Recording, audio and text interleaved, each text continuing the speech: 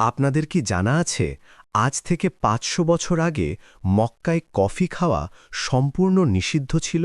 শুনতে অবাক লাগলেও সত্যি, সে সময় কফি পানকারীকে মদ্যপানের মতোই বেত্রাঘাত করা হতো। ইতিহাস থেকে জানা যায় কফির প্রথম আবিষ্কার হয়েছিল ইথিওপিয়ার কাফা অঞ্চলে। পরবর্তীতে মুসলিমদের, বিশেষ করে ইয়েমেনিদের হাত ধরে এই কফি পবিত্র মক্কায় প্রবেশ করে। সে সময় ইয়েমেনের সুফি সাধকরা রাত জেগে দীর্ঘক্ষণ ইবাদত করার জন্য কফি পান করতেন।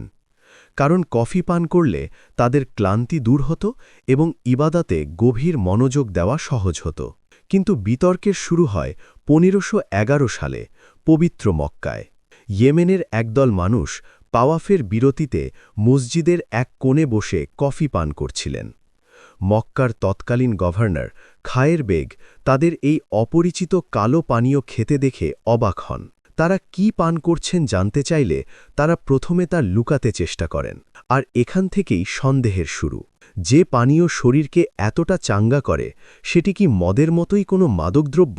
এই গভীর সন্দেহের বশবর্তী হয়ে মক্কার আলেমরা এবং চিকিৎসকরা মিলে কফিকে হারাম বা নিষিদ্ধ ঘোষণা করেন।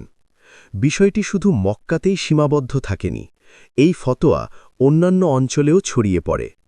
ষোড়শ শতকের মালিকি আলেম শামসুদ্দিন আল রামলি কফিকে সরাসরি হাশিশ বা গাঁজার সাথে তুলনা করেছিলেন।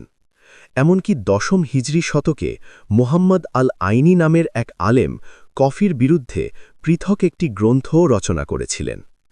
পরিস্থিতি এতটাই কঠিন হয়ে দাঁড়ায় যে কফি পান করার অপরাধে অনেককে প্রকাশ্যে বেত্রাঘাত করা হতো।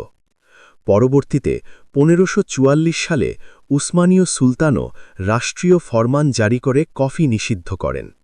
সেই সময় লুকিয়ে কফি খেতে গিয়ে অনেকেই গ্রেফতার হয়েছিলেন এবং শাস্তির সম্মুখীন হয়েছিলেন। কিন্তু সত্য কখনো চাপা পড়ে না।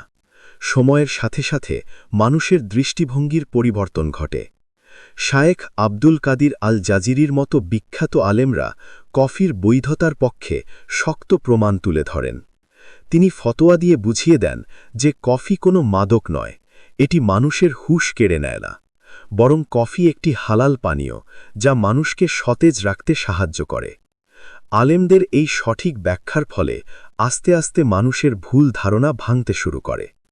কফি পুনরায় মুসলিমদের অন্যতম প্রিয় পানীয় হিসেবে স্বীকৃতি লাভ করে। আজ যদি আপনারা সৌদি আরবে যান, দেখবেন হাইওয়েতে একটু পরপর আধুনিক সব কফি শপ। সৌদির স্থানীয় মানুষজন দূর দূরান্ত থেকে গাড়ি চালিয়ে এসে তাদের প্রিয় কফি উপভোগ করেন।